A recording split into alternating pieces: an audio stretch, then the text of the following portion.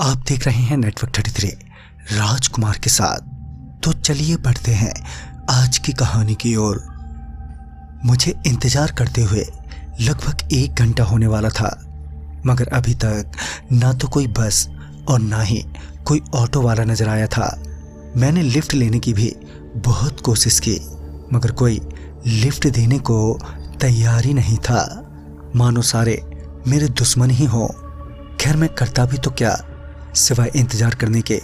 और ऐसे ही इंतजार करते हुए जब 1 और घंटा बीतने को हो आया तो मैं थोड़ी सोच में पड़ गया, क्योंकि इससे पहले ऐसा कभी नहीं हुआ था मेरे साथ। देरी तो अक्सर हो ही जाती है, मगर आज कुछ ज़्यादा ही देरी हो गई थी।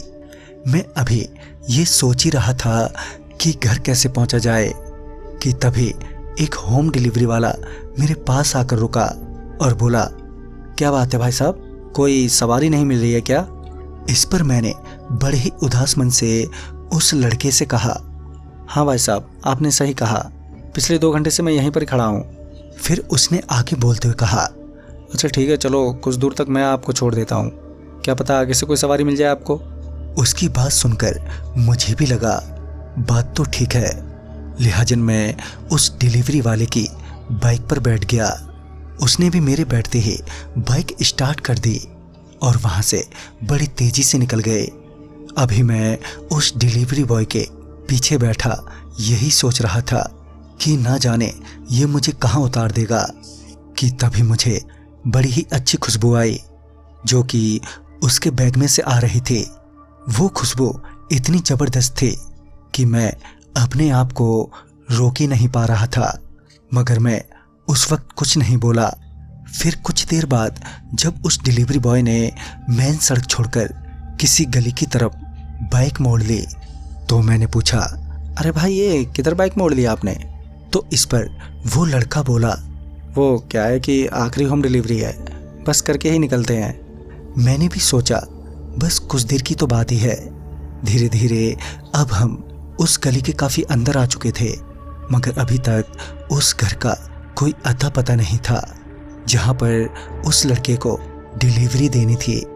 फिर कुछ और आगे जाते ही उस डिलीवरी बॉय ने बाइक रोकी। उसके वहाँ बाइक रोकने से मैं थोड़ा हैरान था, क्योंकि उस जगह पर काफ़ी अंधेरा था और ना ही वहाँ कोई मकान दिखाई दे रहा था।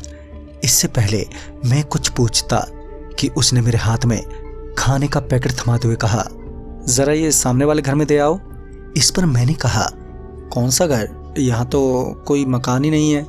फिर जब उसने सामने की तरफ हाथ से इशारा करते हुए कहा, वो वाला मकान, तो मुझे एक मकान नजर आया। दरअसल वहाँ इतना ज़्यादा अंधेरा था कि पहले मैं गौर ही नहीं कर पाया कि वहाँ कोई मकान है। खैर मुझे भी जल्दी थी तो मैंने वो खाने का पैकेट उस लड़के से ले लिया और उस घर के दरवाजे पर पहुंचा। मैं अभी दरवाज़ा खटखटाने ही वाला था कि उस घर का दरवाज़ा खुला और एक आवाज़ आई, अरे बेटा आज बड़ी देरी कर दी, बच्चे कब से भूखे हैं। मैं अभी उनकी ओर देख ही रहा था कि वो मेरा चेहरा देखते ही एकदम से बोले, तुम कौन हो? जो पहले डिलीवरी करता था वो कहाँ गया? उनकी बात सुनकर मुझे लगा शायद वो उस डिलीवरी बॉय की बात कर रहा है, लिहाजा मैंने गली की तरफ इशारा करते हुए कहा, वो वहाँ खड़ा है बाइक के पास। इस पर वो आदमी मेरे हाथ से खाने का पैकेट लेकर वापस घर के अंदर चला गया और मैं भी पीछे चलने के लिए मुड़ा। जैसे ही मैं 2-4 कदम चला ही था कि पीछे से फिर से आवाज़ आई। पीछे पलट कर देखा तो वही आदमी दरवाजे पर खड़ा था। फिर उस आदमी ने कहा, बेटा तुम उस डिलीवरी बॉय को अपना नाम पता बिल्कुल भी मत बताना, नहीं तो तुम फंस जाओगे। इतना बोलते ही उस आदमी ने दरवाज़ा बंद कर दिया। लेकिन मैं अब सोच में पड़ गया था कि आखिर उस आदमी ने ऐसा क्यों कहा। खैर मैं वापस उस डिलीवरी बॉय के पास पहुंचा और फिर हम दोनों वहाँ से निकल गए। रास्ते में उस डिलीवरी बॉय ने मुझसे कहा, मेरा काम तो ख़त्म ही हो गया है, तो चलो मैं तुम्हें तुम्हारे घर तक ही छोड़ देता हूँ। ये सुनकर मुझे लगा कि चलो ठीक ही है, अब और भटकना नहीं पड़ेगा। मैं उसे आगे का रास्ता ही बता रहा था कि मेरे फ़ोन की रिंग बजी और तभी पॉकेट से फ़ोन निकालते वक्त फ़ोन मेरे हाथों से छूटकर सड़क पर जा गिरा। मैंने डिलीवरी बॉय से कहा, ज़रा बाइक रोकना, मेरा फ़ोन पीछे गिर गया है। उसके बाइक रोकते ही मैं पीछे फ़ोन की तरफ दौड़ा। अभी मैं फ़ोन उठा ही रहा था कि मुझे किसी ट्रक की हॉर्न सुनाई दी। फिर जब मैंने ट्रक की तरफ देखा तो वो ट्रक बड़ी ही स्पीड में उस डिलीवरी बॉय को कुचलती हुई वहां से आगे निकल गई। ये सब देखकर मेरा तो दिल ही बैठ गया। ट्रक तो वहां से गुजर चुका था, मगर उस डिलीवरी बॉय का वहां कोई नामो निशान नहीं था। न सड़क पर वो बाइक और न ही कोई खून, मानो वहां पर कुछ हुआ ही ना हो।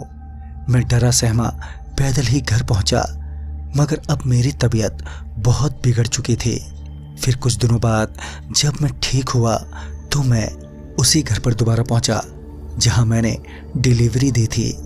वहां पर पहुंचने पर मुझे उस आदमी से पता चला कि वो डिलीवरी बॉय तो काफ़ी पहले ही एक एक्सीडेंट में मर चुका है, मगर मरने के बाद भी वो डिलीवरी बॉय आज भी अपने घर वालों के लिए रोज रात को खाना लाता है, मगर वो खुद नहीं आता बल्कि किसी दूसरे आदमी को भेजता है जैसे मुझे भेजा था। और अगर मैं अपना नाम पता बता देता तो वो हर रात मुझसे ही डिलीवरी करवाता और मना करने के सूरत हाल में वो मुझे जान से मार डालता। खैर मेरी किस्मत अच्छी रही कि मैं उस रात बच गया। तो दोस्तों इस कहानी में बस इतना ही। तब तक के लिए बाय एंड टेक केयर।